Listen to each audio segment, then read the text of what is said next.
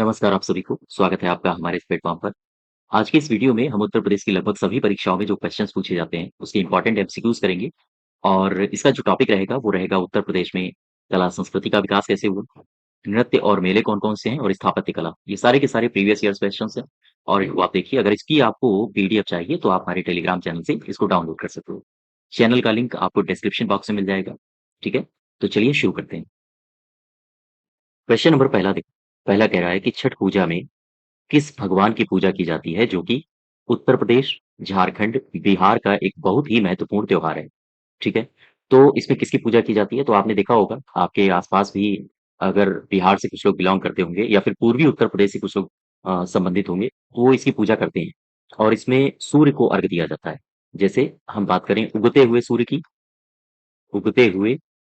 की और साथ ही साथ डूबते हुए सूर्य की। ठीक है? उगते और डूबते हुए सूर्य की पूजा की जाती है इसमें। तो यहाँ पर आपको जो ऑप्शन होगा वो दूसरा होगा रवि, ठीक है? और ये जो त्योहार मनाया जाता है ना, ये कार्तिक माह में मनाया जाता है। कार्तिक माह की जो षष्ठी तिथि होती है इसको मनाया जाता है। और ये जो षष्ठी तिथि है इसे दरअसल सूर्य षष्ठी भी कहा जाता है, ठीक है? तो ये बातें हैं जो आप ध्यान रखोगे। तो कुल मिला के छठ पूजा में कौन से भगवान की पूजा की जाती है? ये है सूर्य भगवान यानी कि रवि। नेक्स्ट देखो प्राचीन पुरुषों द्वारा चाक से बनाए गए चित्र व गहरे रंग के चित्र उत्तर प्रदेश के किस जिले में अत्यधिक मात्रा में पाए जाते हैं? लोअर पीसीएस 2019 में पूछा गया है ये। फिर से समझो एक बार। कह रहा है कि वो जिला हमें बताओ, उस जिले का नाम बताओ जहां पर प्राचीन पुरुषों के द्वारा चाक से बनाए गए चित्र और गहरे रंग के चित्र मिले हैं। तो ये जो आपका इलाका है, ये है मिर्जापुर। आंसर होगा तीसरा। अच्छा मिर्जापुर की अगर हम बात करें तो यहाँ से बहुत कुछ मिला है। आओ जरा समझ लेते हैं मिर्जापुर को। मिर्जापुर हालाँकि मैंने अपने इतिहास के टॉपिक्स में कराया है ये, उत्तर प्रदेश के इतिहास को मैंने संपूर्ण कवर किया है। आप प्लेलिस्ट में जाके देख सकते हो। मिर्ज़ापुर में क्या-क्या मिला है? समझ लो, मिर्ज़ापुर में यहाँ से 100 से भी अधिक 100 से अधिक पाषाण कालीन चित्र मिले हैं, ठीक है? पाषाण कालीन चित्र मिले हैं और ये चित्र दरअसल शिलाश्रय या फिर गुफाओं से प्राप्त हुए हैं, ठीक है? और इसमें मिर्ज़ापुर के आस-पास एक घाटी थी प्राचीन काल में, मैंने शायद इतिहास में आपको बताया भी था। ये घाटी का नाम है बेलन घाटी और आपके एग्जाम में क्वेश्चन ये पूछा जाता है कि बेलन घाटी किन-किन जिलों में विस्तारित है उत्तर प्रदेश के। तो याद रखिएगा ये प्रयागराज में है, ये मिर्ज़ापुर में है, मिर्ज़ापुर और साथ ही साथ ये कहाँ पर है? ये है सोनभद्र में, ठीक है? बेलन घाटी का विस्तार इन 3 जिलों में है, याद रखिएगा। और मिर्ज़ापुर के आसपास मध्य पाषाण काल के क्या कुछ उपकरण प्राप्त हुए हैं? हाँ, मिर्ज़ापुर के आसपास मिर्ज़ापुर के आसपास कुछ क्षेत्र हैं, जो मध्य पाषाण काल से संबंधित हैं। मध्य पाषाण काल के क्षेत्र। ये क्षेत्र आपके एग्जाम में पूछे भी गए हैं प्रीवियस ईयर्स में और आगे भी संभावना है। तो मध्य पाषाण काल के साक्ष्य मिले हैं यहाँ से जो कि मिर्जापुर के आसपास के क्षेत्र हैं। कौन से हैं? जैसे मोरहना पहाड़, ठीक है? दूसरा कौन-सा है? जैसे आपने नाम सुना होगा बगही खोर और आपने एक नाम सुना होगा लेखैया। तो ये कुछ क्षेत्र हैं जो आपके मिर्जापुर के आसपास के क्षेत्र से संबंधित हैं और यहाँ पर मध्य पाषाण काल से संबंधित साक्ष्य पाए गए हैं। ठीक है? तो ध्यान रखिएगा मिर्ज़ापुर से ये सारी बातें, चूँकि आपके प्रीवियस ईयर्स में पूछे गए हैं और ये भी क्वेश्चन आपके लोअर पीसीएस में आया है। नेक्स्ट देखो, यूपी ट्रिपल एससी पेट में आया है, उत्तर प्रदेश के निम्नलिखित में से किस जिले में नैमिषारण्य है? काफ़ी ईज़ी क्वेश्चन था। आपने अगर पेट 2022 दिया होगा, तो आपको पता होगा। सीतापुर। लेकिन सीतापुर में बहुत सारी चीज़ें हैं जो आपके एग्ज़ाम में भविष्य में आ सकती हैं। कौन-कौन सी हैं? आओ इनको एक जगह समझ लेते हैं। नैमिषारण्य को उठाओ ज़रा, ये सीतापुर में है। नैमी शारण्य, ठीक है? नैमिषारण्य से 2-4 बातें हैं जो आपको पता होनी चाहिए। सबसे पहली, इसे 88,000 ऋषियों की तपोस्थली कहा जाता है। 88,000 ऋषियों की तपोस्थली इसे कहा जाता है, ठीक है? दूसरी बात इसे 88,000 ऋषियों की तपोस्थली कहा जाता है। ये है कहाँ पर नैमिषारण्य? सीतापुर में, ठीक है? और ये किस नदी के किनारे है? तो आप बताओगे गोमती नदी के किनारे है, ठीक है? और यहीं पर एक है चक्र तीर्थ, इसे कहा जाता है दुनिया का सर्वोपरि तीर्थ। इसे दुनिया का सर्वोपरि यानी सबसे ऊंचा तीर्थ कहा जाता है। ठीक है? चक्र तीर्थ है यहीं पर, एक गोल-गोल कुंड बना है, शायद अगर आप लोग यहाँ पर गए होंगे तो देखा होगा, उसमें पानी भरा रहता है ना? और उसी की फिर परिक्रमा की जाती है अंदर घुस के। तो चक्र तीर्थ यहाँ पर है, दुनिया का सर्वोपरि। यहाँ पर है व्यास गद्दी भी यहाँ पर है। और क्या है? यहाँ पर है सूत गद्दी। और यहाँ पर है, ध्यान दीजिएगा, ललिता देवी का मंदिर, ठीक है? और सीतापुर में ही, ये तो हो गया आपका नैमिषारण्य, सीतापुर में ही अगर आप इसके आस-पास के क्षेत्र को जानते होंगे, तो एक और क्षेत्र है यहाँ पर जिसका नाम है मिश्रिख, ठीक है? मिश्रिख में क्या है पता है आपको? मिश्रिख में है दधीच आश्रम, यहाँ पर दधीच कुंड है। ध्यान रखिएगा ये सारी बातें। तो ये पूछे जा सकते हैं आपसे, इसलिए आप ध्यान रखिए। तो इसका जो सही उत्तर होगा इस क्वेश्चन का, नैमिषारण्य कहाँ है? ये है सीतापुर में अपने उत्तर प्रदेश में, ठीक है? नेक्स्ट देखो, किस भारतीय शास्त्रीय नृत्य की उत्पत्ति उत्तर प्रदेश से हुई है? इस तरह के क्वेश्चंस भी पूछे जाते हैं। हालाँकि ये क्वेश्चन काफ़ी सरल है, आप सबको पता होगा कथकली है, ठीक है? और इसमें जो ये कथकली है, मैं अगर बात कथक की करूँ, तो इस कथक का नाम कहाँ से लिया गया है? इस कथक का जो नाम लिया गया है, वो लिया गया है कथिका से।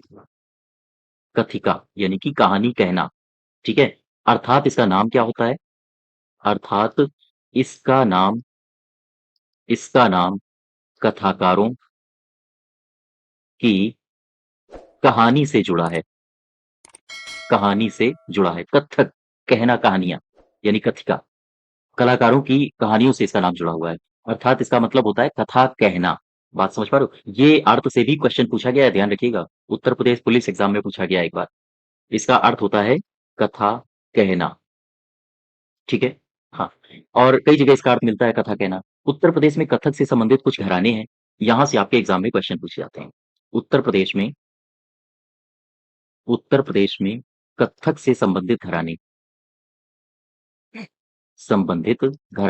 कौन-कौन से हैं? सबसे पहले आप याद रखो, लखनऊ घराना। लखनऊ घराना ये जो लखनऊ के नवाब थे, अंतिम नवाब, नवाब वाजिद अली शाह, इनके समय में ये चरम पर पहुंचा था यहाँ पर, लखनऊ घराना। तो ध्यान रखिएगा, नवाब वाजिद अली शाह वाजिद अली शाह के समय यह चरम पर था, ठीक है? एक घराना और ध्यान रखिएगा, ये दूसरा घराना है जो कि कथक से ही संबंधित है, इसका नाम है बनारस घराना। बनारस घराना। ये बनारस घराना, ये किसके समय में विकसित हुआ था? अगर आपसे ये पूछे तो आप बताओगे जानकी प्रसाद। ये जानकी प्रसाद के संरक्षण में विकसित हुआ था। संरक्षण में विकसित हुआ था, ठीक है? अच्छा, ये जो लखनऊ घराना मैंने बोला है, ये जो मैंने बोला है लखनऊ घराना, क्या बता सकते हो लखनऊ घराना में कत्थक से संबंधित कलाकार कौन है? कलाकार जिनका संबंध किससे है? कत्थक नृत्य से। बताइए, लखनऊ घराने के उन कलाकारों का नाम बताओ जिनका संबंध कत्थक से है। आप बताओगे बिंदादीन, ठीक है?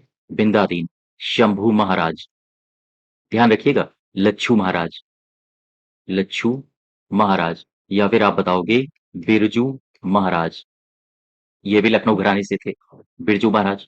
और कालका महाराज, कालका महाराज, या फिर हम बात करें अच्छन महाराज की, ठीक है? तो ये जितने भी महाराज हैं, ये लखनऊ से संबंधित हैं और ये कथक के कलाकार रहे हैं। अगर हम बात बनारस घराने की करें, बनारस घराना, तो क्या बता सकते हो अ, ये घराना जो था, ये दरअसल जानकी प्रसाद के समय विकसित हुआ था। और इसके कलाकार कौन से हैं? कलाकार जो कत्थक से संबंधित हैं। मैं कत्थक की बात कर रहा हूँ यहाँ केवल, ठीक है? हाँ, जो कत्थक से संबंधित हैं उनके नाम बताओ। जैसे यहाँ पर मिश्रा फैमिली ज़्यादा है। पंडित शिवनंदन मिश्रा, पंडित शिवनंदन मिश्रा, या फिर हम बात करें बड़े रामदास मिश्रा, बड़े रामदास मिश्रा, ठीक है? जयकरण मिश्रा, जयकरण मिश्रा, छोटे रामदास मिश्रा, रामदास मिश्रा, ये भी कत्थक से ही संबंधित हैं। या फिर हम बात करें अभय शंकर मिश्रा, अभय शंकर मिश्रा, ठीक है? सितारा देवी, सब ये सारे के सारे आप भूल जाना, लेकिन इसको इनको ध्यान रखना। सितारा देवी, इनका संबंध कहाँ से है? इनका संबंध है बनारस घराने से, और क्या? कत्थक से, ठीक है? और एक है अलकनंदा, अलकनंदा, इनका भी नाम याद रखो। सितारा देवी और अलकनंदा, इनका नाम आप याद रखिए। शिवनंदन मिश्रा का भी याद रख सकते हो, ठीक है? ये 2-3 नाम हैं जो बार-बार एग्ज़ाम में पूछे जाते हैं। इसके अलावा कोई भी एग्ज़ाम में पूछ लिया जाए उसका उसका कोई भरोसा नहीं होता है, ठीक है? लेकिन जो चर्चित हैं, उनके तो नाम कम से कम भूलने ही नहीं हैं, ठीक है? हाँ, आगे बढ़ो। क्वेश्चन नंबर 5वां देखो, कला कौन-सी कला है जो मथुरा से स्टेसलिंग की पारंपरिक कला है? ये क्या होता है? स्टेसलिंग, दरअसल ये जो कला होती है, आप ऐसे समझो इसको, सपोज़ करो मुझे कहीं चित्रकारी करनी है, तो ये एक मैंने चादर ली, चाहे वो कागज़ की हो या लोहे की हो या फिर प्लास्टिक की चादर हो। यहाँ पर मुझे कमल बनाना है, ठीक? कैसे बनाएँगे? ये कोई फूल है, सपोज़ करो, मेरी ड्राफ्टिंग ठीक नहीं है। चलो ये कोई फूल है, मुझे अब ये फूल बनाना है, ठीक? ये एक दीवाल है, तो अब मैं क्या करूँगा, एक चादर लूँगा, उसमें ये फूल की आकृति बना लूँगा। फिर इसी चादर को उठा के यहाँ पर रखूँगा और चूँकि ये जो कटिंग होगी ना, इस कटिंग में ये फूल बना है। अब ये चादर को मैं यहाँ पर रखूँगा, फिर इसके बाद ये जो फूल है यहाँ, ये आ जाएगा, ठीक? अब इसके बाद मैं इसके ऊपर रंग लगा दूँगा और ये फिर चादर मैं यहाँ से हटा दूँगा। तो ये केवल और केवल आपकी जो आकृति बनी दिखाई पड़ेगी, वो केवल और केवल आपका जो फूल है, वो दिखाई पड़ेगा, ठीक है? तो ये पारंपरिक कला है, इसे ही कहा जाता है स्टैसलिंग, ठीक है? और ये जो है मतलब कि हम ये कह सकते हैं कि किसी शीट को कलात्मक रूप से काटकर फिर रंगों के माध्यम से जो पेंटिंग की जाती है, उसे हाँ, स्टैसलिंग परंपरा कहते हैं। अच्छा, आप ज़रा देखो यहाँ पे, कौन-सी कला है जो मथुरा से संबंधित है? ये है साँची और यही संबंधित है स्टेंसिलिंग की पारंपरिक कला से, ठीक है? और ये कहाँ पर होती है? ये होती है मथुरा में। कई बार मैंने आपको जब करंट अफेयर्स पढ़ाया है, तो वहाँ पर मैंने कहा है, सांझी महोत्सव कहाँ मनाया गया? सांझी महोत्सव कहाँ मनाया गया? तो मैंने वहाँ पर आपको बताया था मथुरा में, ठीक है? तो ये जो सांझी कला है, इसका संबंध कहाँ से है? इसका संबंध है मथुरा से। बात समझ पा रहे हो? ये भी यूपी ट्रिपल एससी 2022 में पूछा गया है ना? तो ध्यान रखिएगा इनको सबको। नेक्स्ट देखो, 5वां हो गया, क्वेश्चन नंबर 6 देखो। नौटंकी निम्नलिखित में से किस राज्य का लोक नृत्य है? नौटंकी ये उत्तर प्रदेश का है। लेकिन ध्यान रखिएगा नौटंकी से संबंधित और भी कई सारी बातें हैं जो हमारे एग्जाम में पूछी जा सकती हैं। जैसे आओ समझते हैं। ये जो नौटंकी है, ये क्या है? लोक नाट्य, ठीक है? लोक नाट्य। अब देखो क्या इसका विस्तार अपने उत्तर प्रदेश में देखने को मिलता है? तो पहले तो आप ये समझो ये जो नौटंकी है, इसमें इसमें दोहा और चौबोला आदि छंदों का प्रयोग किया जाता है। आदि छंदों का प्रयोग किया जाता है, ठीक है? अच्छा, ये कहाँ पर है? अपने उत्तर प्रदेश में ये होता है और नौटंकी की 3 शैलियाँ उत्तर प्रदेश में प्रचलित हैं। उत्तर प्रदेश में नौटंकी की 3 जो शैलियाँ हैं, 3 शैलियाँ प्रसिद्ध हैं। कौन-कौन सी हैं? इनको समझो। सबसे पहली कानपुर शैली, कानपुर शैली। दूसरी है हाथरस शैली, ठीक है? और तीसरी है लखनऊ शैली, लखनऊ शैली, जिसमें से ये 2 आपके एग्ज़ाम में पूछे जाते हैं। जो कानपुर शैली है, उस पर किसकी प्रधानता रहती है? ध्यान दीजिए, इस पर यहाँ की जो शैली है, यहाँ मनोरंजन की प्रधानता रहती है। यहाँ के जो कलाकार जब जब भी नौटंकी का मंचन करेंगे, तो उसमें मनोरंजन की प्रधानता होगी, ठीक है? और जो हाथरस शैली होती है, उसमें भक्ति की प्रधानता होती है। भक्ति और वीर रस की प्रधानता होती है। बात समझ पा रहे हो? हाँ, और जो कानपुर से है ना, हालाँकि अब ये काफ़ी विलुप्त हो रही है, जब से सोशल मीडिया का ज़माना आ गया है। तो ये जो कानपुर है, यहाँ से कलाकार बहुत निकले हैं नौटंकी के क्षेत्र में, कानपुर से। कानपुर से कौन-कौन से कलाकार आए हैं, समझो। जैसे एक नाम आपको मिलता है विनोद रस्तोगी का, काफ़ी चर्चित हैं ये। विनोद रस्तोगी हो गए या डॉक्टर कृष्ण मोहन हो गए, है ना? कृष्ण मोहन सक्सेना हो गए या फिर चुन्नीलाल हो गए, चुन्नीलाल। और इसी के साथ-साथ जैसे मैं बात करूँ अजीत पुष्कर साहब की, अजीत पुष्कर। तो ये कुछ कलाकार हैं जो कानपुर से संबंधित है और ये नौटंकी के मंचन के लिए जाने जाते हैं। बात समझ पा रहे हो आप हमारी? हाँ, ध्यान रखिएगा ये 3 शैलियों को ध्यान रखो। खास तौर से कानपुर शैली, मनोरंजन की प्रधानता है यहाँ पे और हाथरस शैली में आपको वीर रस और भक्ति की प्रधानता आपको देखने को मिलती है। नेक्स्ट देखो, क्वेश्चन नंबर 7वां देखो, कह रहा है कि कुंभ मेले की तिथि खगोलीय रूप से सूर्य, चंद्रमा और किसकी स्थिति का अध्ययन करने के बाद निर्धारित की जाती है? तो कौन है जो कुंभ मेला की तिथि निर्धारित करता है या कुंभ मेला की स्थिति निर्धारित करता है? सूर्य, चंद्रमा और किस ग्रह की स्थिति का पता लगाकर? क्वेश्चन ये पूछ रहा है। आंसर होगा बृहस्पति, ठीक है? तो दरअसल ये बृहस्पति, सूर्य और चंद्रमा की स्थिति का पता लगा के फिर कुंभ मेले की तिथि का निर्धारण किया जाता है। अब होता क्या है कि आप यहाँ से समझो, होता ये है कि जैसे जो सूर्य है, सूर्य जब प्रवेश करता है मेष राशि में, ठीक है? और इसके बाद जब ये बृहस्पति है, ये बृहस्पति प्रवेश करता है कुंभ राशि में। तो यहाँ ये ज्योतिष से दरअसल जुड़ा हुआ मुद्दा है। तो ये जुड़ा हुआ मुद्दा है, सूर्य जब प्रवेश कर रहा है मेष राशि में और बृहस्पति जब प्रवेश कर रहा है कुंभ राशि में, और यहीं से फिर तिथि का निर्धारण किया जाता है, ठीक है? अगर हम यूपी की बात करें, उत्तर प्रदेश में जो प्रयागराज है अपना, प्रयागराज में कुंभ का मेला लगता है, कुंभ का मेला लगता है। क्वेश्चन ये नहीं है कि प्रयागराज में कुंभ का मेला लगता है, क्वेश्चन ये है कि प्रयागराज में कुंभ का मेला अगला कब लगेगा? इसका समय बताओ। आप बताओगे 2025, ठीक है? यानी कि ठीक अगले साल कुंभ का मेला लगने जा रहा है हमारे यहाँ।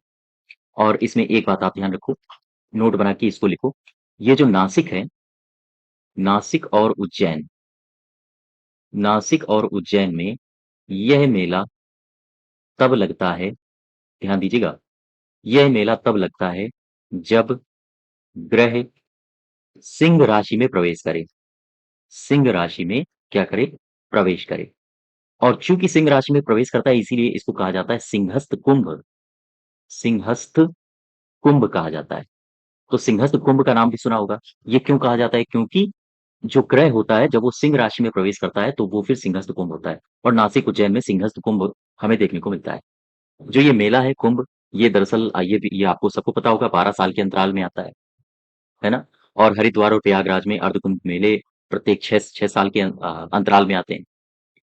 तो यहाँ से केवल और केवल आप ये बात याद रखो, उत्तर प्रदेश में कब लग रहा है, और सूर्य, चंद्रमा और किसकी स्थिति का अध्ययन करने के बाद इसकी तिथि का निर्धारण होता है, ठीक है? बाकी इसकी जानकारी के लिए आप ये याद रखो।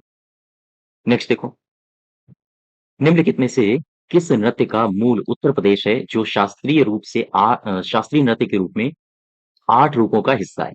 बताइए, किसका मूल उत्तर प्रदेश है? सत्रिया, सत्रिया तो है नहीं। तो प्रश्न ये उठता है कि सत्रिया है कहाँ का? सत्रिया है असम का, ठीक है? कथक कहाँ का है? उत्तर प्रदेश का आपने। कथकली कहाँ का है? आप बताओगे केरल का। और ये जो मोहिनीअट्टम है ये कहाँ का है? ये भी है केरल का, ठीक है? तो ये 4 हैं नृत्य, जिनमें से जो कथक है ये अपने उत्तर प्रदेश का है, और मैंने अभी पीछे आपको बताया था कथक का अर्थ होता है कथा कहना, ठीक है? और कौन-कौन से घराने फेमस हैं, कौन-कौन से यहाँ पर कलाकार हैं, उनकी सारी जानकारी आपको। क्वेश्चन नंबर 9 कह रहा है कि ब्रोकेड की प्रसिद्ध कला कृति ये कहाँ की है? ब्रोकेड क्या होता है? सबसे पहले तो आप ये बताइए मुझे। ब्रोकेड, ये ब्रोकेड होता क्या है? दरअसल जो ब्रोकेड होता है वो एक पैटर्न होता है, एक पैटर्न वाला बुना हुआ कपड़ा होता है, और ब्रोकेड में पैटर्न जो होते हैं पैटर्न कपड़े में बुने जाते हैं। कुल मिला के हम ये कह सकते हैं कि जो ब्रोकेड है ना, ये कपड़े का ही बुना हुआ एक पैटर्न होता है। इसके बाद इसी पैटर्न के माध्यम से आगे की डिजाइनिंग करी जाती है। तो ये जो ब्रोकेड है, ब्रोकेड की प्रसिद्ध कला कहाँ की है? तो ध्यान रखिएगा, ये वाराणसी की प्रसिद्ध कला है, ब्रोकेड की, ठीक है? ब्रोकेड की जो प्रसिद्ध कला है वो कहाँ की है? वाराणसी की। यूपी पीसीएस 2014 में पूछा गया है, उत्तर प्रदेश का जो गुरु पूर्णिमा पर्व है ये किस ऋषि को समर्पित है? तो उत्तर प्रदेश का जो गुरु पूर्णिमा का पर्व है, भृगु ऋषि को समर्पित है, या वाल्मीकि को, वशिष्ठ को, या फिर व्यास को? तो आप बताओगे ये समर्पित है वेद व्यासी को। तो जो आषाढ़ का महीना होता है ना, आषाढ़ मास की पूर्णिमा को, पूर्णिमा को जो महाभारत के रचयिता हैं, महाभारत के रचयिता वेद व्यास जी, ठीक है? वेद व्यास जी, इनका जन्म हुआ था, इनका जन्म माना जाता है। तो उत्तर प्रदेश का गुरु पूर्णिमा पर्व इन्हीं को समर्पित है, व्यास जी को। तो ध्यान रखिएगा, यूपी पीसीएस में पूछा गया क्वेश्चन। नेक्स्ट देखो, प्रसिद्ध जो ठुमरी गायिका हैं गिरिजा देवी, इनका जन्म उत्तर प्रदेश के किस शहर में हुआ था? 2017 में पूछा गया है, उत्तर प्रदेश की जो ठुमरी गायिका हैं गिरिजा देवी, इनका जन्म कहाँ हुआ था? तो जो गिरिजा देवी हैं, एक तो सबसे पहली बात, क्या है ये? ठुमरी गायिका, ठीक है? और दूसरी खास बात, इनका जन्म कहाँ हुआ? किस सन में हुआ इससे मतलब नहीं है, आप केवल याद रखो कहाँ हुआ। ये हुआ बनारस में, ठीक है? और क्या बता सकते हो, चूंकि ये ठुमरी गायिका थी तो ये किसी ना किसी घराने से संबंधित होंगी, तो इनका घराना बता सकते हो? इनका घराना है बनारस घराना, ठीक है? हाँ, तो आंसर हो जाएगा आपका वाराणसी। नेक्स्ट देखो क्वेश्चन नंबर 12। निम्नलिखित में से किसने लखनऊ के सांस्कृतिक क्रियाकलापों में योगदान नहीं दिया था? लखनऊ के जो सांस्कृतिक क्रियाकलाप थे, क्रियाकलाप से मेरा आशय है लखनऊ घराना। लखनऊ घराना, कौन-सा व्यक्ति है जो लखनऊ घराने से संबंधित नहीं है? ये पूछ रहा है आपसे। तो इसमें जो सही उत्तर होगा इलियास खां, मेहंदी, उस्ताद दूल्हे खां और बिंदादीन। ये जो मेहंदी हैं, इनका संबंध है लखनऊ घराने से बिल्कुल नहीं है। अच्छा, एक-एक करके अब इनको ज़रा देखो। मैं बात करूँ अगर बिंदादीन की, बिंदादीन, ध्यान रखिएगा। बिंदादीन का संबंध कहाँ से है? ये है लखनऊ घराने से, लखनऊ घराना, ठीक? क्या करते हैं ये? इनका संबंध है कत्थक से। और अब उठा लो इलियास खां को, इलियास खां, इनका संबंध कहाँ से है? इलियास खां लिखो। इनका संबंध कहाँ से है? किस घराने से है? अगर मैं ये पूछूँ तो आप बताओगे लखनऊ घराना, ठीक है? और काहे से संबंधित है ये? कौन-सा वाद्य यंत्र बजाते हैं? तो फिर आप बताओगे सितार। ध्यान रखिएगा ये क्वेश्चन अलग से भी पूछा जा चुका है। इलियास खां किस वाद्य यंत्र से संबंधित हैं? ठीक, अब उठाओ ज़रा बिंदादीन हो गए, इलियास खां हो गए, अब दूल्हे खां जी को उठा लो। ये हैं दूल्हे खां, ठीक है? कहाँ से संबंधित हैं?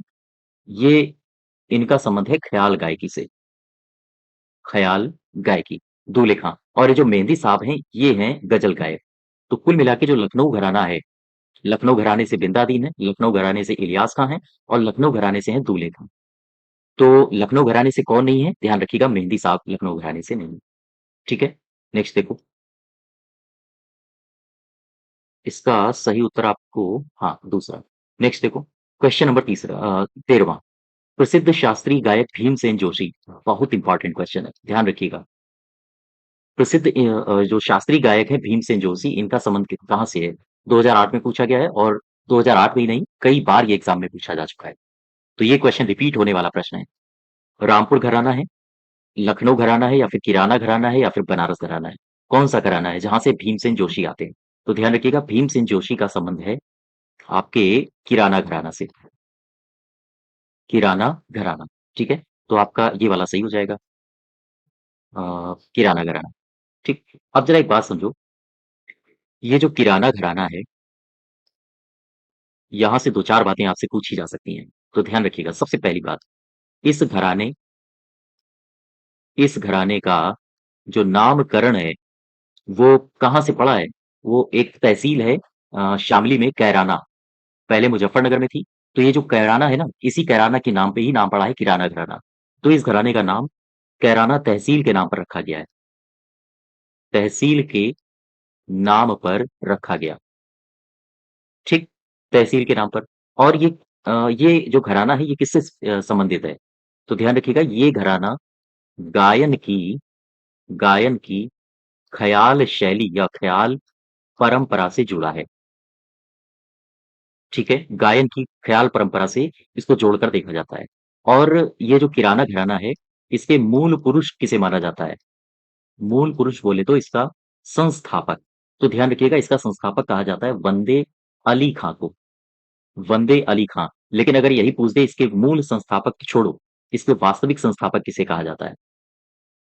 इसका वास्तविक संस्थापक किसे कहा जाता है? तो आप बताओगे अब्दुल करीम खां, अब्दुल करीम खां, ठीक है? अब्दुल करीम खां, साथ ही साथ एक शख्स और हैं, इनका नाम है अब्दुल अब्दुल वहीद खां। तो ये दोनों नाम आप याद रखो, इन्हें इनका वास्तविक संस्थापक कहा जाता है। इसके अगर हम कलाकार की बात करें कि यहाँ पर कौन-कौन से कलाकार हैं, तो ध्यान रखिएगा कलाकारों में आप देखो अब्दुल करीम खां हो गए, वहीद खां हो गए, भीमसेन जोशी हो गए जो सबसे चर्चित नाम है। इसके अलावा आप सबसे चर्चित नाम याद रखो गंगूबाई हंगल का, गंगूबाई हंगल, ठीक है? हीराबाई काले खां। तो ये 3 नाम आप याद रखो, काले खां, नन्हे खां, बालकृष्ण बुबा को बहुत सारे हैं, लेकिन इन तीनों के नाम याद रखो, गंगूबाई हंगल, मीराबाई, काले खां और भीमसेन जोशी। इनका संबंध है किराने घराने से। ठीक है यहाँ तक? क्वेश्चन नंबर 14 देखो, अमीर खुसरो ने किसके विकास में अग्रगामी की भूमिका निभाई थी? अमीर खुसरो का संबंध भोजपुरी भाषा से है, अवधी भाषा से है या फिर ब्रज भाषा से है या खड़ी बोली भाषा से है? तो ध्यान रखिएगा अमीर खुसरो का जन्म ब्रज भाषा से है सॉरी खड़ी बोली से। तो अमीर खुसरो के बारे में ये तो हो गया क्वेश्चन का आंसर। अमीर खुसरो के बारे में और भी बहुत सारी चीज़ें आपसे पूछी जाती हैं। कौन-कौन सी हैं? आओ ज़रा इनको एक जगह कलेक्ट कर लेते हैं। यूपीपीसीएस 2008 में पूछा गया प्रश्न है ये। इनका जन्म आपसे नहीं पूछा जाएगा, हालाँकि 1253 के आस-पास इनका जन्म हुआ था, 1253 में। लेकिन इनसे संबंधित जो 2-4 बातें हैं, आप वो याद रखो। अमीर खुसरो, ठीक? क्या स्थान है इनके जन्म का? पूछा जा सकता है आपसे, तो आप बताओगे पटियाली, कासगंज, ठीक है? कासगंज का पटियाली। अगर आपसे पूछा जाए इनका प्रारंभिक नाम क्या था? प्रारंभिक नाम, तो आप बताओगे अबुल हसन। अगर इन आपसे पूछा जाए कि ये कौन-कौन सी भाषाओं में पारंगत थे, तो और हिंदी भाषा में फ़ारसी और हिंदी भाषा में पारंगत थे, ठीक है? और इसके साथ-साथ इन्हें भारत का तोता भी कहा जाता था। भारत का तोता अमीर खुसरो साहब को, या फिर तोता-ए-हिंद, तोता-ए-हिंद ये भी कहा जाता था इन्हें भारत का, और इन्हें खड़ी बोली का जनक भी कहा जाता है। तो अगर आपसे पूछा जाए कि खड़ी बोली का पिता किसे कहा जाता है, तो आप बताओगे अमीर खुसरो को, ठीक है? अगर आपसे ये पूछा जाए, ये खुसरो किसके शिष्य थे? तो ये भी कई बार एग्ज़ाम में पूछा जा चुका है। आप बताओगे निज़ामुद्दीन औलिया, ठीक? इनके ये शिष्य थे। इनकी सबसे इम्पोर्टेंट बात जो है वो आप अब याद करो। इनकी रचनाएँ बहुत पूछी जाती हैं। बहुत सारी 100 से अधिक किताबें वर्णन मिलता है कि इन्होंने लिखी हैं, लेकिन इनकी कुछ रचनाएँ हैं जो हमारे हमारे एग्ज़ाम में पूछी जाती हैं। कौन-कौन सी हैं? जैसे मैं बात करूँ कैरा नुस्सादैन, एक तो ये किताब है, ठीक? दूसरी किताब कौन है? मिफ्ताहुल मिफ्ताहुल फुतूह, मिफ्ताहुल फुतूह, ठीक है? एक किताब आप ध्यान रखो, ये किताब है नूह सिपेहर, नूह सिपेहर, एक ये किताब है। और सबसे मोस्ट इम्पोर्टेंट जो आपके एग्ज़ाम में पूछी जाती है, तुगलकनामा, तुगलकनामा, ये किताब कई बार पूछी जा चुकी है, इन्हीं की है, अमीर खुसरो की।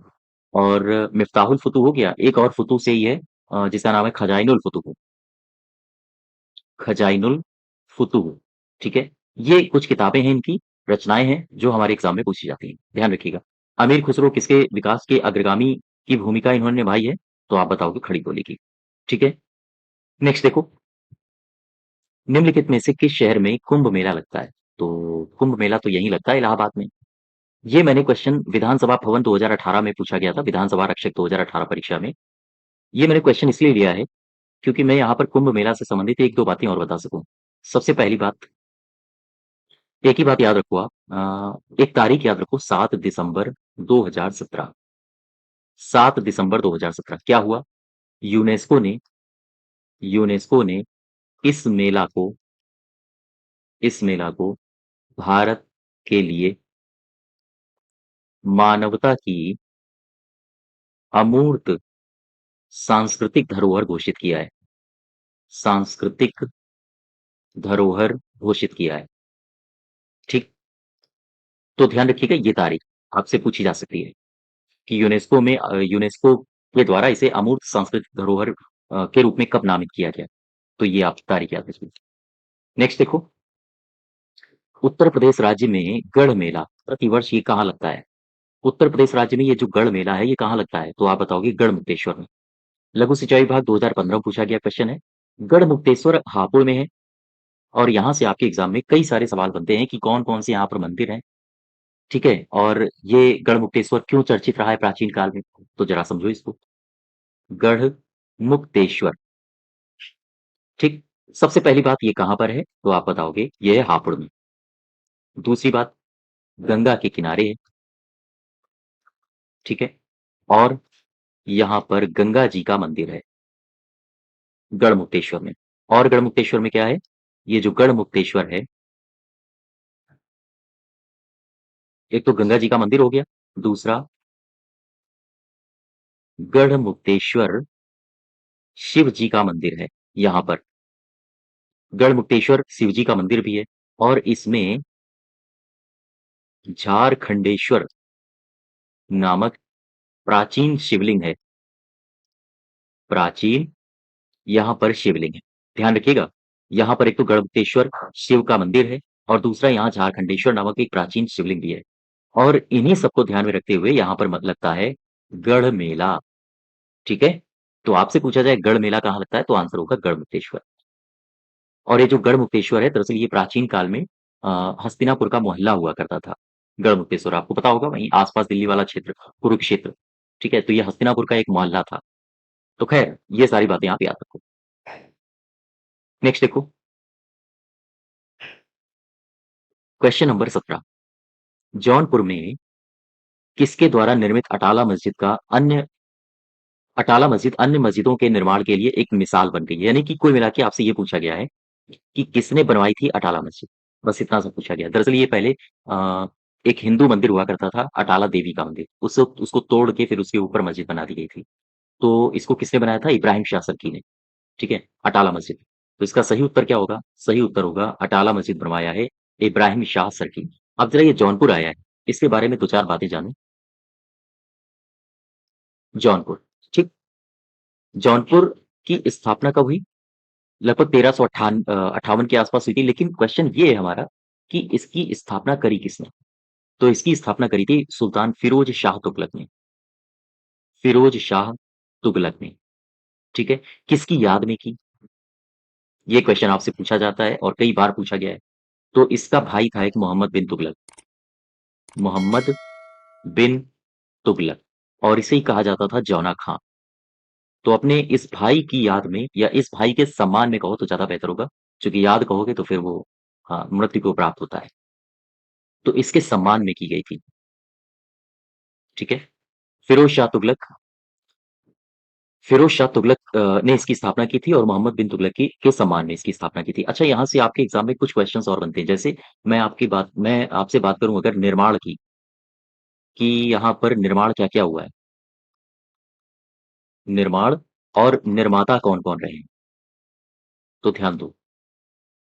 जैसे मैंने लिखा जामा मस्जिद, जामा मस्जिद बदायूं की। क्या आप बता सकते हो बदायूं की जामा मस्जिद का निर्माण किसने किया है? ये क्वेश्चन पूछे गए हैं एग्जाम में आपके, ध्यान रखिएगा। बदायूं में जो अपना जिला है एक उत्तर प्रदेश का, वहां जामा मस्जिद है, उसका निर्माण किसने किया है? तो आप बताओगे इल्तुतमिश ने, ठीक है? दूसरी बात आप क्या बताओगे? बटाला मस्जिद तो मैंने बता ही दिया, ये इब्राहिम शाह सर्की हो गया। एक और बताओ मुझे, झंझरी मस्जिद, झंझरी मस्जिद, इसका निर्माण किसने किया है? क्या बता सकते हो? तो आप बताओगे इब्राहिम इब्राहिम शाह शर्की ने, ठीक है? अटाला का भी देखो इसी निर्माण कराया और झंझरी का भी यही निर्माण कराया है। एक और याद रखो, ये है जामा मस्जिद, जामा मस्जिद कहाँ की है ये? ये है जौनपुर की। ध्यान देना, जामा मस्जिद दिल्ली में भी है, जामा मस्जिद बदायूं में भी है, जामा मस्जिद जौनपुर में भी है, तो कई जगह पर है। लेकिन जब आपको लोकेशन एग्जैक्ट दे दे, तो फिर आप बताओगे, बदायूं की पूछे तो इल्तुतमिश, जौनपुर की पूछेगा तो आप क्या बताओगे? जौनपुर की अगर पूछ लिया आपसे तो आप बताओगे इब्राहिम सॉरी हुसैन शाह सर्की, हुसैन शाह शर्की। किसने बनवाई थी? लेकिन इसको शुरू कराने का कार्य किया था इब्राहिम शाह सर्की ने, वो शुरू करा गया था, लेकिन पूरा कराया था हुसैन शाह सर्की ने, ठीक है? अगर हम 2-4 बातें आपसे उत्तर प्रदेश की और पूछें कि जो आगरा शहर है, आगरा शहर की स्थापना किसने की? तो आप बताओगे सिकंदर लोदी ने, ठीक है? और जौनपुर शहर की स्थापना किसने की? तो फिरोज शाह तुगलक ने। यहाँ तक बात समझ पाए? तो ये सारी बातें आप याद रखो, ठीक? नेक्स्ट देखो, उत्तर प्रदेश के किस शहर में आपको निम्नलिखित राजसी घाट मिलेंगे? अस्सी घाट कहाँ है? मणिकर्णिका घाट कहाँ है? और हरिश्चंद्र घाट कहाँ है? तो वही पूछा है आपसे कि उत्तर प्रदेश के किस शहर में आपको ये घाट मिलते हैं? तो ये घाट कहाँ मिलते हैं? ये घाट मिलते हैं वाराणसी में, है ना? वाराणसी, बात आई वाराणसी की। तो पिछले आरओ का जो पेपर हुआ था, वाराणसी से ही तो नहीं, लेकिन आरओ एआरओ में जो क्वेश्चन पूछे गए थे, कुछ इसी प्रकार के क्वेश्चन पूछे गए थे। तो आओ जरा वाराणसी में देखो, वहां पूछा गया था कि कौन-कौन से जैन तीर्थंकर का कौन-कौन सा क्षेत्र रहा है उत्तर प्रदेश में या कहाँ-कहाँ जन्मे हैं। तो वाराणसी में कौन-कौन से जैन तीर्थंकर जन्मे हैं? आओ समझते हैं। सबसे पहले तो आप मुझे ये बताओ इसका नाम वाराणसी क्यों पड़ा? ये भी क्वेश्चन पूछा गया है प्रीवियस ईयर में। चूँकि ये 2 नदियों के बीच में है, वरुणा और अस्सी। इन्हीं दोनों को मिला के बना है वरुणा, अस्सी, वाराणसी, ठीक है? इन 2 नदियों के बीच में ये अवस्थित है। अब यहाँ पर देखो जैन तीर्थंकर का जन्म, कौन-कौन से जैन तीर्थंकर हुए हैं, जिनका जन्म हमारे वाराणसी या उसके आसपास के क्षेत्र में देखने को मिलता है? सबसे पहले आप मुझे बताओगे पार्श्वनाथ, ठीक है? दूसरा सुपार्श्वनाथ, पार्श्वनाथ और सुपार्श्वनाथ। तीसरे हैं, इनका नाम है श्रेयांसनाथ। दरअसल श्रेयांसनाथ को जो जन्म हुआ था, वो हुआ था सारनाथ में। और सारनाथ में एक जगह है, इसका नाम है सिंहपुर। सिंहपुर, यहाँ पर इनका जन्म हुआ था। और ये सारनाथ वाराणसी में है, ठीक है? एक और याद रखोगे आप, चंद्रप्रभु। चंद्रप्रभु, ये चंद्रप्रभु इनका जन्म हुआ था चंद्रपुरी में। चंद्रपुरी में। और ये चंद्रपुरी काशी से लगभग 15 किलोमीटर पूर्व की दिशा में है। तो ध्यान रखिएगा, ये जैन तीर्थंकर हैं जिनका जन्म वाराणसी में आपको देखने को मिलता है। ठीक है? यहाँ तक क्लियर हुआ? हाँ, अब नेक्स्ट देखो। क्वेश्चन नंबर 19, प्रसिद्ध बांके बिहारी मंदिर उत्तर प्रदेश के किस शहर में स्थित है? ये सबको पता होगा, आगरा में नहीं है, वाराणसी में नहीं है, बांके बिहारी हैं। तो बांके बिहारी कहाँ होंगे? हमारे वृंदावन में, ठीक है? वृंदावन में है बांके बिहारी मंदिर। अच्छा, यहाँ से और भी कई सारे मंदिर हैं वृंदावन में, जो आपके एग्जाम में पूछे जाते हैं, पूछे जाते रहेंगे। सबसे पहली बात, गोविंद देव मंदिर, गोविंद देव मंदिर, ठीक? और रंगनाथ मंदिर, ये कहाँ है? यहीं पर है। रंगनाथ जी का मंदिर भी यहीं पर है, गोविंद देव मंदिर भी यहीं पर है। और ऐसा माना जाता है कि जो गोविंद देव मंदिर था उसे मानसिंह जी ने बनवाया था। फिर अगर हम बात करें वृंदावन में और कौन सा मंदिर है, तो आप बताओगे बिहारी जी का मंदिर, ठीक है? हाँ। और क्या है? राधा वल्लभ जी का मंदिर, ठीक है? और क्या है यहाँ पे? यहाँ पे है गोपीनाथ जी का मंदिर। ये आपसे पूछे गए हैं किसी न किसी एग्जाम में, ध्यान रखिएगा। गोपीनाथ जी का मंदिर भी यहीं पर है। और यहाँ पर है शाह जी, यहाँ पर है शाह जी व अष्ट सखी जी का मंदिर, अष्ट सखी जी का मंदिर, ठीक है? और यहाँ पर निधि वन भी है वृंदावन में, निधि वन और अ, गिरिकुंज, निधि वन और गिरिकुंज भी आपको यहाँ देखने को मिलते हैं। दरअसल ये जो वृंदावन मथुरा है, ये यमुना के किनारे है। और यहाँ पर यमुना के घाट आपसे पूछे जाते हैं।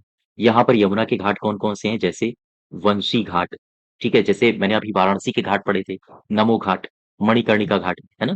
तो यहाँ यमुना के घाट भी आपसे पूछे जाते हैं कि वंशी घाट कहाँ है? यहीं पर है वृंदावन में। आपसे पूछा जाए काली तह कहाँ है? यहीं है। आपसे पूछा जाए केशी घाट कहाँ है? तो फिर आप बताओगे यहीं है। दरअसल इस प्रकार के क्वेश्चंस आपसे मैच कराने के लिए ज़्यादा पूछे जाते हैं। एक तरफ घाट लिख देगा और दूसरी तरफ जिले लिख देगा और आपसे पूछेगा, है ना? और एक सबसे खास बात, वृंदावन में ही है प्रेम मंदिर, कृपालु जी महाराज ने बनवाया था इसको। बात समझ पा रहे हो? हाँ। देखो, क्वेश्चन नंबर 20, उत्तर प्रदेश के किस शहर में 11 मंजिला पागल बाबा का मंदिर है? ये दरअसल मंदिर वही है वृंदावन में, मैं आपको बताना भूल गया था। इस मंदिर को भी नोट कर लो वहीं पर। पागल बाबा मंदिर ये कहाँ पर है? ये है वृंदावन में। और इसे पागल बाबा ने बनवाया था। लोअर एग्जाम में पूछा गया है, लोअर पीसीएस में 2019 में। तो मंदिर आपसे पूछे जाते हैं उत्तर प्रदेश के खास तौर से, ठीक है? जब आप उत्तर प्रदेश की तैयारी कर रहे होते हो तो किसी भी सेगमेंट को आप हल्का मत समझिए। क्लियर बात? हाँ, आप जरा नेक्स्ट देखो। ये राजस्व मंडी परिषद में पूछा गया है 2019 में। क्वेश्चन कह रहा है कि जिला मुख्यालय बलिया, जो कि शहर है, यहाँ पर किस महर्षि का जन्म स्थान और कर्म स्थान इसे माना जाता है? तो बलिया को किसका कर्म स्थान और जन्म स्थान माना जाता है? ये माना जाता है भृगु ऋषि का, ठीक है? भृगु जी का। दरअसल ये जो भृगु आश्रम है, यहीं पर है बलिया में। और बलिया में एक शहर है जिसका नाम है ददरी, ददरी, ध्यान रखिएगा। यहाँ पर ये जो ददरी है, ददरी में ददरी मेला भी लग जाता है, यहाँ पर लगाया जाता है। ददरी मेला काफ़ी पूछा जाता है आपके एग्ज़ाम में कि ददरी मेला कहाँ लगता है? तो आंसर होगा बलिया में, ठीक है? और यहाँ जो ददरी है, ऐसा माना जाता है कि जो भृगु थे, भृगु के ही एक शिष्य थे दरदर मुनि, उन्हीं के नाम पर ये ददरी नाम पड़ा और उन्हीं के नाम पर ही यहाँ पर मेला लगता है, ठीक है? अच्छा, ये जो महर्षि हैं, भृगु महर्षि, इन्हीं से मिलते-जुलते कुछ महर्षि अपने उत्तर प्रदेश में और रहे हैं, जिनके आश्रम बने हैं, जिनके मंदिर बने हैं और वो भी समय-समय पर हमारे एग्ज़ाम में क्वेश्चन वहाँ से पूछे जाते हैं। जैसे मैं लिख रहा हूँ कुछ, मैंने लिखा महर्षि दधीचि आश्रम कहाँ है बताओ भाई? अभी मैंने पीछे बताया था आपको, सीतापुर। अगर और अंदर पूछ दे कहाँ पर है, तो आप बताओगे मिश्रिख, ठीक है? एक ये तो आश्रम दधीचि जी का है और मुझे बताओ महर्षि वाल्मीकि आश्रम कहाँ है? वाल्मीकि आश्रम, तो आप बताओगे कानपुर। और अगर अंदर पूछते तो आप बताओगे बिठूर, है ना? और अगर आपसे पूछे श्रृंगी ऋषि का मंदिर कहाँ है? श्रृंगी ऋषि का मंदिर, तो आप क्या बताओगे? आप बताओगे श्रृंगी रामपुर, रामपुर, ठीक है? श्रृंगी रामपुर में है। ये कहाँ पर है? अगर आपसे ये पूछ दे तो आप बताओगे फर्रुखाबाद। बात समझ पा रहे हो? तो ये कुछ आश्रम है जो मैचिंग कराने के लिए पूछे जाते हैं। एक तरफ दे देगा भृगु आश्रम, दधीच आश्रम, वाल्मीकि आश्रम, श्रृंगी ऋषि आश्रम, और दूसरी तरफ इनके क्षेत्र दे देगा, फिर कराएगा मैच करो, आपसे कहेगा, फिर आपको करना होगा मैच, ठीक है? हाँ, तो ध्यान रखिएगा, ये सारे क्वेश्चंस आपके लिए काफी महत्वपूर्ण है, एक तरह से यूपी की स्ट्रेटेजी के लिए। नेक्स्ट देखो, इसका सही उत्तर आपका हो जाएगा भृगु। क्वेश्चन नंबर 22, ब्रज भाषा बोलने वालों का घर किस क्षेत्र में आता है? तो ब्रज भाषा बोलने वालों का क्षेत्र कौन सा है? ये सपोज करो उत्तर प्रदेश का मैं क्लासिफाई करूं, तो ये वाला अपना हो गया आगरा, और आगरा के ठीक ऊपर यहीं पर हो गया मथुरा। ये वाला क्षेत्र बुंदेलखंड, ये वाला क्षेत्र, ये वाला क्षेत्र है पूर्वी उत्तर प्रदेश, और यहाँ का क्षेत्र आपका पड़ता है, जो आपका बरेली वाला क्षेत्र है, रुहेलखंड। और ये वाला जो क्षेत्र आपको पड़ता है, ये पड़ता है दोआब क्षेत्र, गंगा यमुना वाला, है ना? तो ये ऊपरी दोआब होगा या निचला दोआब होगा? दरअसल ये निचले दोआब में है, ठीक है? नेक्स्ट देखो, क्वेश्चन नंबर 23, उत्तर प्रदेश शासन ने संगीत रत्न पुरस्कार किसकी स्मृति में प्रारंभ किया है? क्वेश्चन 2007 यूपीपीसीएस का है।